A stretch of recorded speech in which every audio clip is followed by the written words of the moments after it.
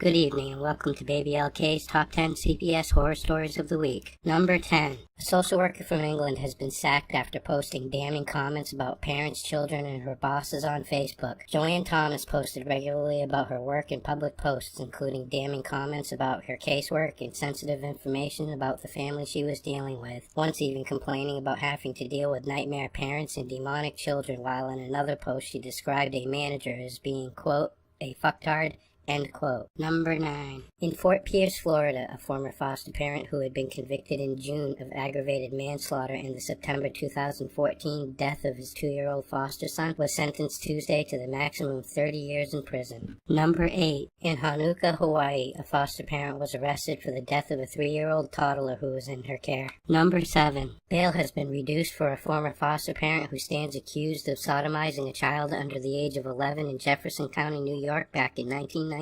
Number 6. In North Carolina, a teacher is accused of sexually assaulting a 15-year-old child who is living in a foster home. Number 5.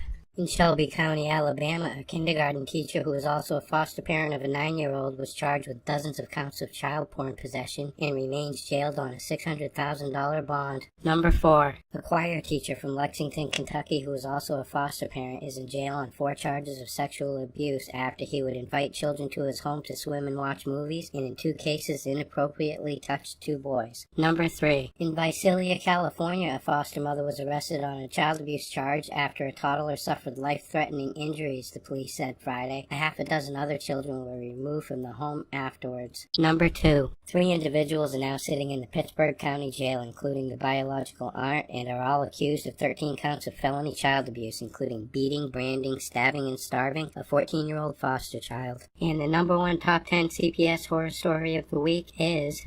The New Mexico Children, Youth, and Families Department has revoked the license of a nonprofit that places high-risk children with foster families after discovering the business continued to house young girls with a family that was accused multiple times of sexual abuse and misconduct spanning nearly 2 decades. For the links to all of these stories and many, many more, please visit www.legallykidnapped.com. And until next week, this is Baby LK, over and out.